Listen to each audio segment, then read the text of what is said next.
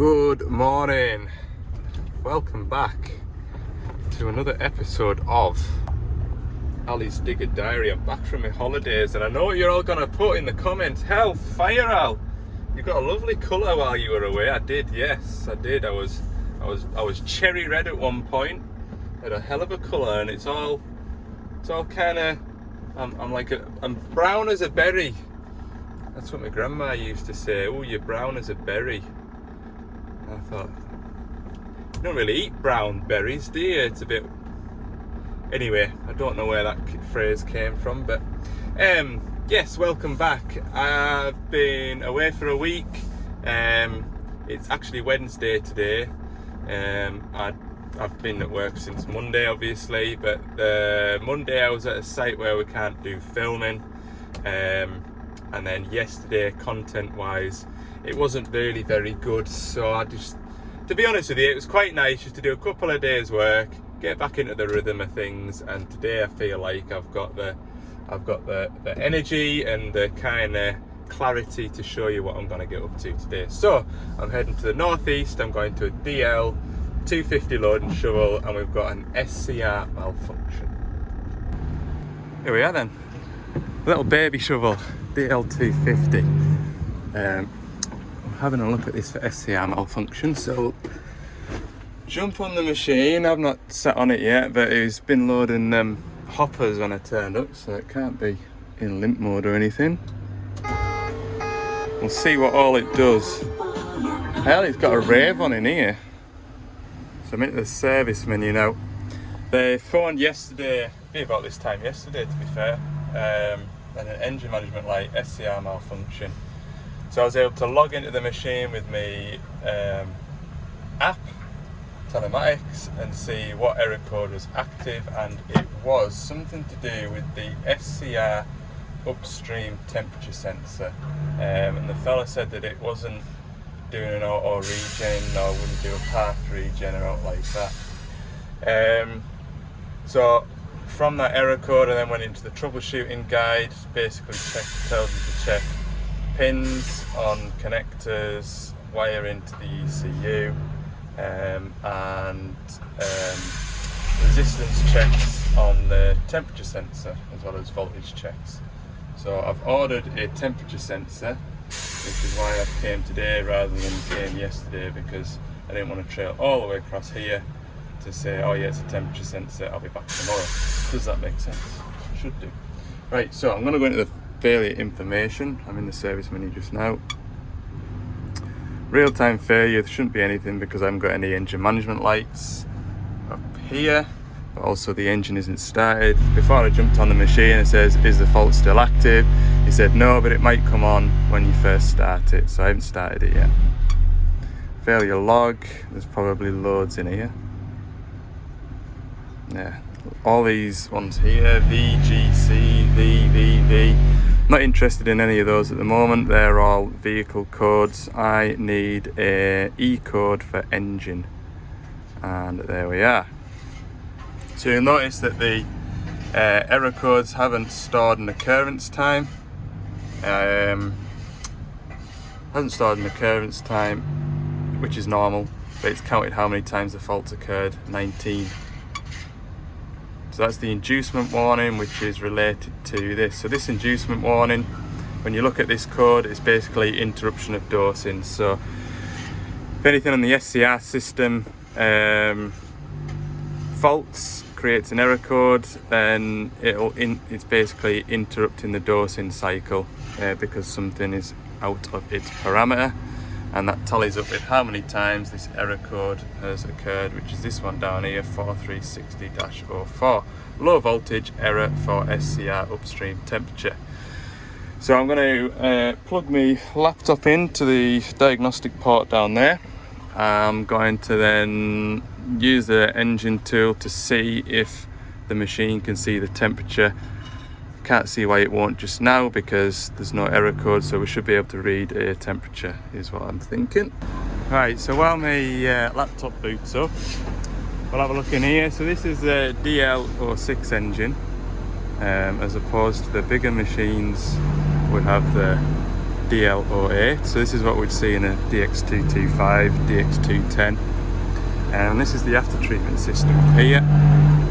All these sensors and wires, it looks complicated, but it ain't really. So we've got the SCR temp sensor downstream, SCR temp sensor upstream, and it's this sensor here that we've got issues with. We've got DPF temp sensor, get this right, upstream, so that would be DPF temp sensor downstream. We've got labels on DPF1, that one will have had a label on it at one point, there it is. That's a DOC, they're going to call that, but same difference. And we've got a knock sensor here and a knock sensor here. There's that temp sensor down there that runs along here. Immediately I can see this wire's tight, and then it kind of wraps around here, and that could be a potential there, couldn't it, for rubbing. Something like that might just be. Can I pull it and have a look? Yeah, it doesn't look like it's rubbed through anyway. But yeah, right, we'll go and see if the laptop's booted up. So I'm just double checking my error codes, and we've got a SCR inducement warning tampering, SCR inducement interruption of dosing, and then we've got the low voltage for the upstream temp sensor. So we click on that. That gives us a snapshot of what it looked like when it did it. And we click help. That brings up our troubleshooting guide. So it tells us what the code is, tells us what could have happened. We've got 4 different reasons: electrical problem, connection problem, wire harness problem, sensor problem. The effect on the machine is the inducement lamp comes on with an interruption of dosing warning. So I could get all that information on my phone when I clicked on the error code back through in Carlisle. It then gives us the pin layout for the sensor. So at the ECU, it's plug number 1, pin number 28 for the temperature signal, and it's pin number 1, plug number 1, pin number 25 for the ground to it at the ECU. And then we've got, obviously it's just a 2-pin plug, so we've got pin number 1, pin number 2. Tells you what it does. It's the sensor characteristic. So if we put the multimeter into resistance ohms, if the temperature in the exhaust is 400 degrees, we should get a resistance of 500 ohms. Then we've got component location. So we've got where it is on the exhaust system. So I think it was, sensor number 3, which is here, which is what I've just showed you. And then here's how it looks on that plate, but it's the wrong way around. Because remember, this troubleshooting guide will be applicable to, like I say, DX225s, DX210s. So you just got to kind of get your head around how it's all lying, because that there looks like it'll be sat on a digger rather than turned on its side on a load and shovel. Condition for running the diagnostic code: key on or engine running. Condition for setting the code: if SCR upstream temperature sensor voltage is less than 668 millivolts for 2 seconds. So if the voltage drops below 686 millivolts, then the error code comes on. Condition for clearing the fault code: if the SCR temp sensor voltage is greater or equal than 668. So it's self-healing. So once the voltage comes back within range, engine management light goes off and everything clears and everything's back to normal. So now we've got the checklist, which I'll work through. But I'm going to skip a couple of steps, as daft as it sounds. While I'm sat in the cab here, step number 5, turn the ignition on and use the diagnostic tool to view what the sensor value is, which I'm expecting to be within spec, to be fair, because I don't have any error codes. So sure enough, we can see that it is reading the temperature. Where is it? SCR upstream temperature is here, and it's reading 146.4 degrees. The downstream one, which is closer to the end of the tailpipe, is reading 85 degrees. So is there really that much of a difference between temperatures? Not too sure. And then we can read the raw sensor voltage. Oof. So there we are above the threshold of 686 millivolts. So therefore the error isn't coming on. So I've found the SCR upstream temperature sensor raw voltage on here now. We're just going to start the machine up, see what it's doing. Sure enough, we have no error codes. It's pretty stable as well there, isn't it? I'll just highlight it for you so you can see it. Hang on.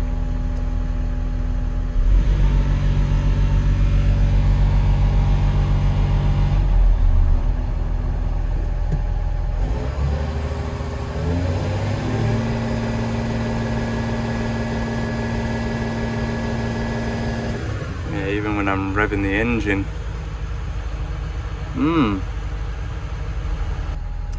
Although now that I can see it in real terms, that downstream temperature is reading 209 degrees and the upstream temperature is 172.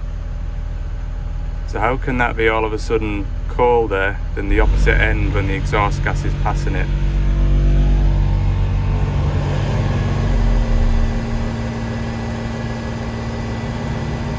See?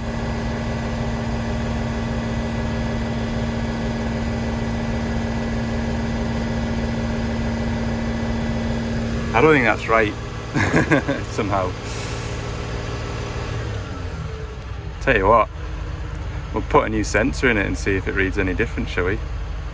Okay, so first thing I'm going to do is give it a Scoosha WD-40, because in my experience, anything that gets hot and then cools down, hot and then cools down, that's threaded, becomes very tight and reluctant to come out. So we'll give it a Scoosha that. I'll go and get a hammer. Yes, I'll get a hammer and just give it a gentle tap, and then is that going to be 17mm spanner? We'll give it a go. That worked a treat.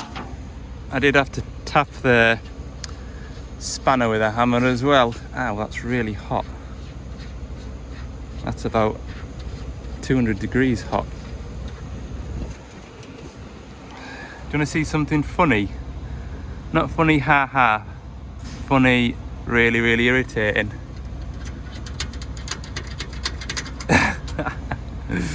Oh, of course. Why wouldn't it just come out of there? Oh, mercy. Oh no, bit of persuasion. Right, what I'm going to do is just get the new one, screw it into there, and then plug it in over there before I disturb a load of cable ties. Okay, so I'm screwed in at that side, plugged in at this side. I'll just encourage this away from that exhaust. I'm not going to run it for long, it'll just be to prove a point before I get it cable tied in. We'll have a look at the temperatures now, see if they're a bit more sensible. I can't imagine it being colder at the exhaust side of the SCR than the outlet side, which could be a clue. Let's see. There you go, look, straight away I can see that's looking better. It's more matching the downstream temp now rather than the being like 80 degrees difference. So we'll start it up.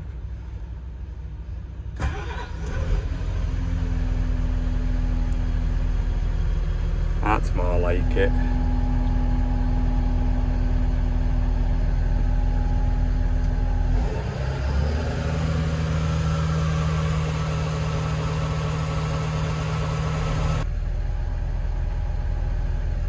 I'm happy with that. 20 degrees difference rather than 80. So I'll knock the machine off now and we'll get it all zip.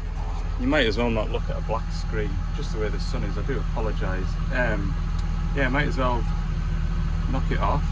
It's 15 degrees now, it's even better. I'll knock the machine off, get it cable tied in nicely, and then hopefully that'll be the end of that matter. There we go. I'm not going to shut these mud guards yet because I'm going to clean all this muck out of here that guides it in, because it was a bit crusty to get out. What was I going to tell you? Oh yeah, I was at that point there where the last little 10-minute job of routing the new sensor in, I was like, I should really put a boiler suit on. It's really dusty in there and I'll get all clart up, which will then get the inside of the van clart up. And I thought, it's a lot of effort to put a boiler suit on just for 10 minutes work. So I didn't, and now I regret it, is the short story. I'm absolutely covered in dust. Finally, we'll do a regeneration because they were saying they couldn't get it to regen. I have checked the suck counter. Where did I check that? Here, and that one here. It's down in the green, like, so it has managed to do it at some point. I don't think they'll have done a parked one. Either way, it'll do it good to have a clear out, because if the sensors aren't reading right, temp sensors, the amount of soot that's in that exhaust is all based on probability. So I've used this much diesel for this long, therefore I should have this amount of soot gathered up in the DPF filter. And so if the temperatures haven't been right, or so many different factors, then that'll skew the sort of what the machine thinks it's got in there. So we'll just give it a clear out, and in the meantime I'll pack everything up. I've just noticed that I've got the tools on the bonnet there, so we don't want to leave them behind. And then I'll clean these mudguard patches out of it, because that one there wouldn't even unlock. Right, that's the regen coming down now off its high idle. Looking at the temperatures, they look spot on. So that's the sensor that we replaced, and that's the sensor that is basically at the tailpipe. So those temperatures are the correct way around. You wouldn't expect the temperature to be hotter closer to the fresh air. You'd expect it to be hotter closer to the exhaust. Good job, Al. Right, I'm having a treat today, and I'll tell you for why. It's not only my first video since coming back from holiday, but it's also my birthday today. I am 32 years old today, and I'm sat in a cab waiting for a regen to complete. But that isn't the treat. No, the treat is there's a baker's 10 minutes up the road from here, and I've been before, and I'm pretty sure I commented on one of my videos after I'd eaten it, and I said, that's one of the best things I've eaten for a long time. So I'm going to treat myself again today. I'll show you when I get there. I shouldn't be allowed to order food when I'm hungry, should I? Yeah, this is called the Riverside Cafe, and you can see a queue of people waiting to get in. And it was like that the last time I came as well. And it's a Wednesday in the middle of the week, obviously. Anyway, I'm going to tuck into this, see how much I can get through. I'm probably going to need more than 45 minutes to eat this, but anyway, I'll have a good go at it. Happy birthday, me. Bet you lot thought, what's a skinny little fella like him doing ordering so much food? He's daft. Well, might be a skinny fella, but have a hell of an appetite. Oh, that was terrific. I really enjoyed myself. I really enjoyed that. I'm not gonna lie, I would probably have a siesta now. Probably start back at work at about 3:30. But I suppose I'm gonna drive for the next hour and a bit. So back through to Carlisle. There's a 420 shovel, 500-hour service. So if it's 1:30 now, 2:30, 3 o'clock, yeah, should be finished by 4:30. Should be. As long as it's not doing this when I get back through to Carlisle. Just in the last 5 minutes it started raining, and it's coming down a hell of a rate as well. So yeah, don't want to get wet. Right, see you back at Carlisle. Blue skies only in Cumbria, look. We're here. I'm just gonna go and chase him. There's our demonstrator shovel doing the rounds. CVT. Positive reviews. The only thing that they didn't like was the air conditioning. And it says, yeah, we take all the gas out of the aircon so that they don't put too many hours on them. That's what it is. I said, that's why we've done it. It sent you a shovel with no air conditioning. Keep the hours off. Oh, not my problem. I think it's going back up the road anyway tomorrow, so. Hell, they've had a clear out of stone. Normally there's big heaps of stone around here. It's nice and sheltered. Right, if time is 13 minutes past 3, we should be done for 5 o'clock, I hope. We set up over there. But like I say, he was telling us he's been that busy recently, they had to turn folk away because they've not had enough product. So that's why all this big stockpile's disappeared. This was a mountain of stone the last time I was in here. But yeah, anyway, there's a lake behind here, and then there's no trees behind this heap. And the wind was just coming right round the side of here, and oh, it was windy. So he says, I'll just tuck it behind that heap for you, then you're not going to get blown away. I says, that'll do grand. Anyway, I'm wandering around later. Monkey hard look. Send it on here. Right. What am I going to tell you? I'll tell you what I'll do while I'm servicing this, instead of focusing on servicing it. Because I've been away on holiday and with my family, I've tried not to go on social media and just have a bit of a time off everything. So I've not even really seen any comments from the last 2 videos, but I had a look through them last night. I didn't respond to any. But what I'll do while I'm servicing is I'll sort of respond to a couple of them and answer them, because there was 2 or 3 of you asking the same or mentioning the same thing. So yeah, I'll do that. I think it'd be a good idea, won't it? So while I protect my engine oil from blowing away, in that video that I did, the slew gearbox, there was 3 or 4 of you saying how much easier it would have been if I had like a come along or a block and tackle, whatever you want to call it. So I would hang it off the forks, and then I'd be in the right place just to lower it down on the block and tackle. That's a great idea.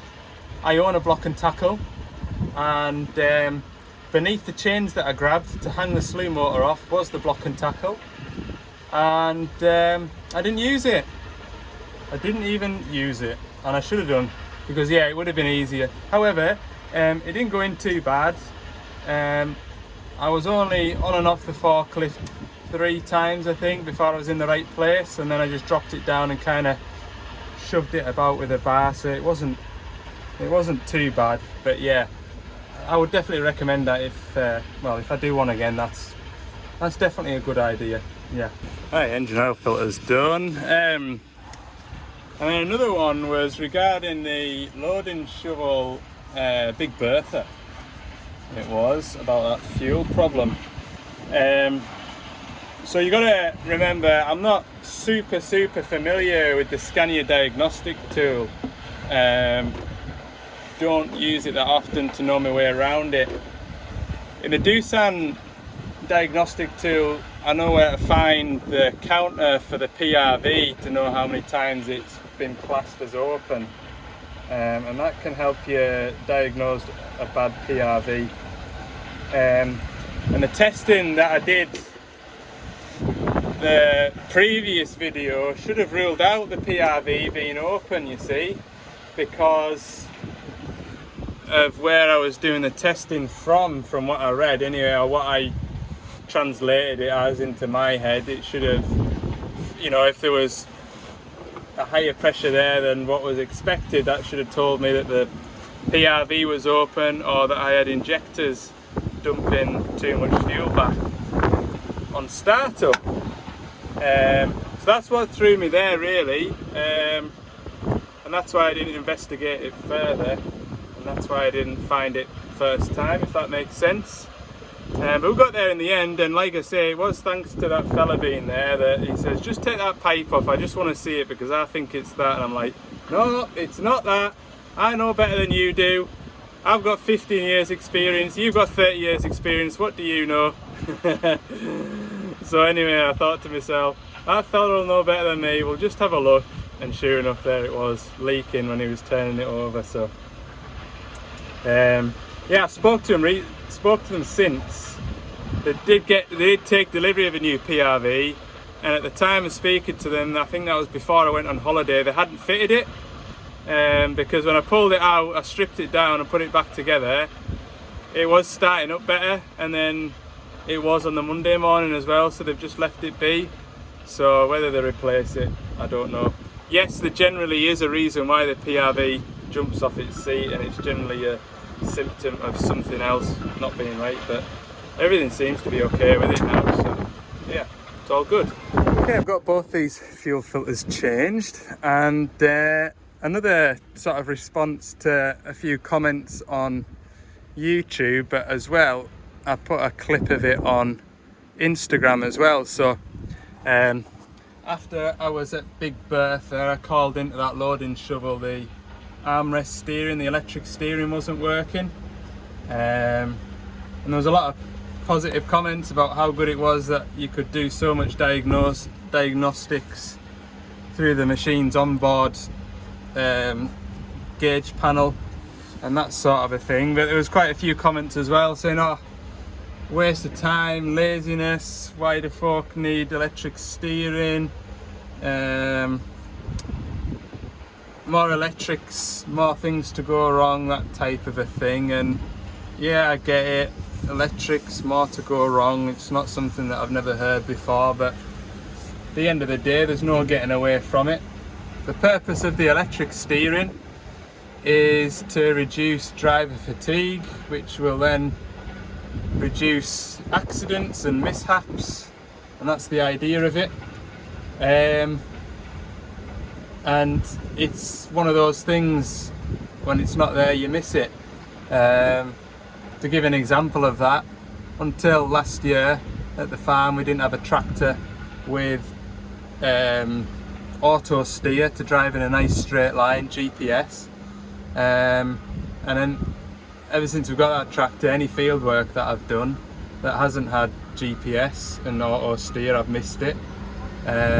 Like mowing, in that last video that you've just seen, that mowing video, that would have been the icing on the cake to have a little bit of auto steer, because then I could concentrate on the work that I'm doing as well as filming it, as opposed to concentrating on the work that I'm doing, keeping it a straight line, and trying to capture it to create a video for you lot to watch. And then when I was on holiday, I had a hire car. That hire car didn't have cruise control, and you miss it when you don't have it, don't you? So yeah, that's what I would say about the electric steering. Yes, it is electric, yes it is one more thing to go wrong, but once you've had it and you've got it, you probably don't want to go back to it. So yeah, there you go. Well, I've just taken shelter. It's absolutely just came out of nowhere like that, just absolutely hammered it down. There's some really nasty showers on the way back from the northeast as well. In fact, I'm going to shut that back door because my boiler seats are getting wet. Oh, this weather at the minute. Don't know whether I'm coming or going. Look at it. Beautiful over there. I've got to wait for that to come across. It'll only take 5 minutes, the speed that wind's blowing. Right, service done. Drive shaft's done. Engine oil, fuel filter, brake pilot filter, hydraulic oil levels checked. Engine oil levels checked, coolant levels checked. All good. Just check this shaft in here.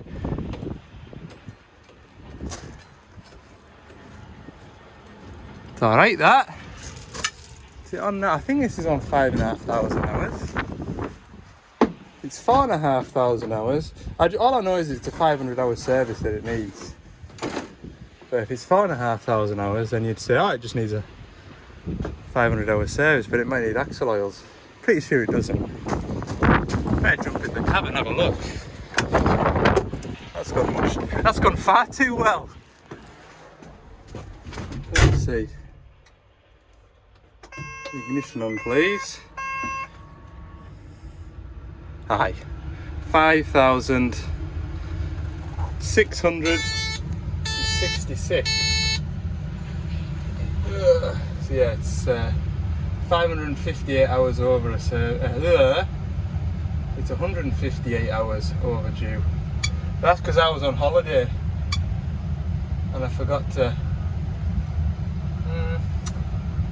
Yeah, I didn't tell anybody back at HQ that it was needing a service, but the fella said just wait till you get back, it'll be fine. So be fine because it's fallen off it.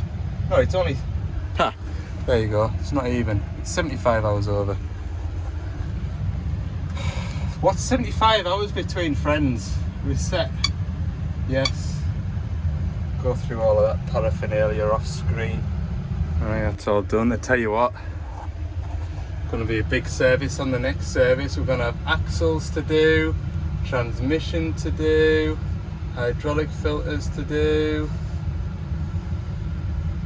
That's a 2/3 of the day job, that one.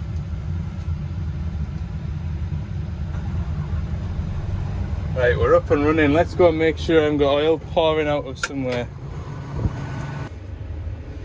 Aye, modern technology, look. Tell you what, I'd much rather sit and do this than that all day. Anyway, talking of modern technology, one day I will show you. But that demonstrator shovel over there has got an invisible bucket on it. And I'm not being sarcastic. It's got the latest in groundbreaking technology where the operator can see through the bucket. It's got like a camera arrangement on the roof. And a display. Now then, I can't remember whether it's a separate display or it's through that camera there. But basically, when you glance at the camera, you can see through the bucket.